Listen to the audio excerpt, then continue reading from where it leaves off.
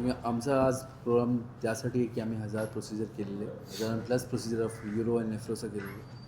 त्यामध्ये आम्ही अजून बोलायला गेलं तर नेफ्रोचे पेशंट जे डिस्चार्ज झाले त्यामध्ये ॲड नाही केलेले.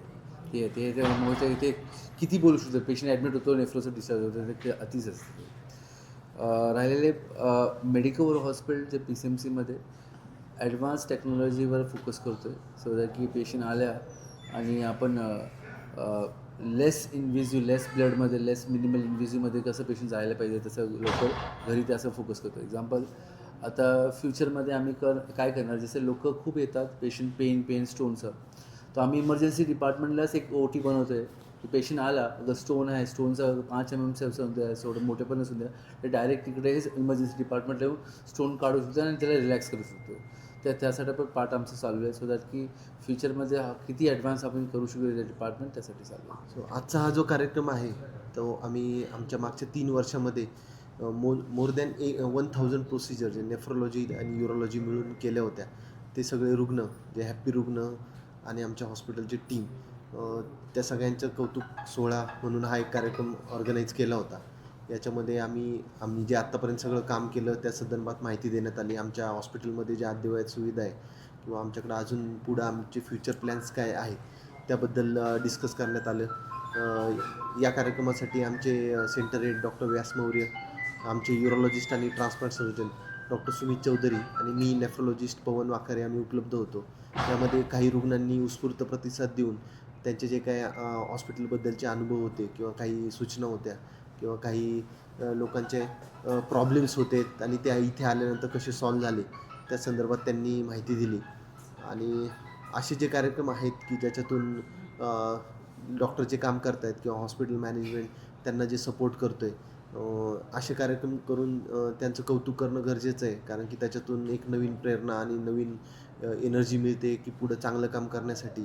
आणि हॉस्पिटलमध्ये जे चॅरिटी वर्क होतं आहे किंवा नोबेल वर्क होतं आहे ट्रान्सप्लांटसारखं किंवा डोनेशनसारखं, तर ते समाजापर्यंत पोचवणं गरजेचं आहे की ज्याच्यातून उत्तरोत्तर आपल्याला चांगली हेल्थ सर्व्हिस आणि सगळ्यांना आरोग्यदायी आयुष्य मिळण्यासाठी फायदा राहील.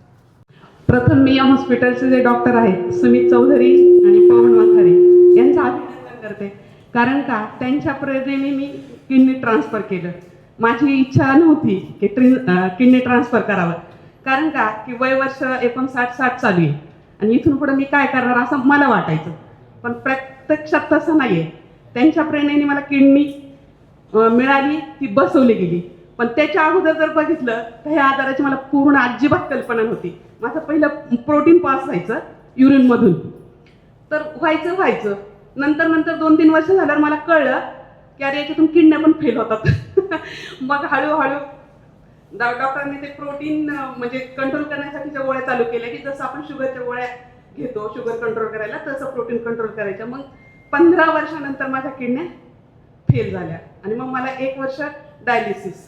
मग माझं सगळी जी ट्रीटमेंट आहे सुरुवातीपासून म्हणजे वाखारे सर ना एक्झॅक्टली शिकत असतानाच त्यांनी मला ते हळूहळू माझ्या मुलाला आणि मला सांगत ती ट्रीटमेंट माझी पुढे नेली. कारण का आपल्याला काही कल्पनाच नसती प्रोटीन जातं, कशासाठी जातं, काय होतं. नंतर मग हळूहळू सगळी कल्पना मला डॉक्टरांनी म्हणजे वाखारे सरांनी दिली. मग 1 वर्ष डायलिसिस चाललं. 15 वर्षानंतर 1 वर्ष डायलिसिस चाललं. डायलिसिसचा अनुभव खूप चांगला होता. म्हणजे मला असं कधीच नैराश्य हॉस्पिटलमधून नाही आलं की बाबा मी डायलिसिसला गेले, माझ्याकडे दुर्लक्ष झालं, शॉपनी सिस्टरांनी दुर्लक्ष केलं किंवा डॉक्टरनी दुर्लक्ष केलं, असं कधीच झालेलं नाही 1 वर्षामध्ये. नंतर मला किडनी बसवली. किडनी बसवल्यावर 2 महिने मला असं वाटत नव्हतं की मी किडनीची पेशंट आहे, असं एकदम सुटेबल होतं माझं म्हणजे शरीर 2 महिने. पण 2 महिन्यानंतर मात्र मला इन्फेक्शन व्हायला लागलं. तर ते इन्फेक्शन जवळजवळ 9 ते 10 महिने चाललं. म्हणजे 2ऱ्या महिन्यापासून 9व्या-10व्या महिन्यापर्यंत ते चाललं. मग इन्फेक्शनमध्ये मला त्रास थोडासा झाला. त्रास कसा झाला, थंडी ताप यायचा, जेवण बंद व्हायचं, नको वाटायचं जेवायला. म्हणजे जेवण पुढं आलं की असं वाटायचं नको, ही मला शिक्षाच होती. त्याच्यानंतर म्हणजे उलटी व्हायची, जुलाबांचा त्रास व्हायचा. पण डॉक्टरांनी हळूहळू ते पण कव्हर केलं. मग पर्याय काय, इन्फेक्शन झालं की चला डॉक्टरांकडे. डॉक्टरांचं यायचं म्हणजे 7-8 महिने त्यांनी माझा एवढा त्रास काढला की आपल्या घरातले लोक पण एवढं त्रास काढू शकतात की नाही मला माहित नाही बरं का. खरं सांगते मी, म्हणजे अगदी सत्य परिस्थिती सांगते. कधी कधी मला आणि माझ्या मुलीला असं फिलिंग व्हायचं की अरे बापरे 8 दिवस झाला आला ताप, आता काय करायचं, आता जायचं पवन. म्हणजे फिलिंग व्हायचं का आता 8 दिवसात कसं परत जायचं. जरी डॉक्टर असले, जरी त्यांचं काम असलं, तरी पण आपल्याला एक मर्यादा असते ना, एक क्षमता असते की कुठपर्यंत आपण जायचं. पण तरी पण आम्ही असं एक दिवस थोडंसं 4-5 तास मागं पुढं करायचो, माय लेतं माय लेकी. आणि मग पवन सरांना विचारायचं आणि मग ते जे ट्रीटमेंट देतील, जे गोळ्या औषधं देतील ते घ्यायचं. असं 7-8 महिने चाललं. पण आता ह्या 3 महिन्यामध्ये मी पूर्णपणे क्लिअर आहे.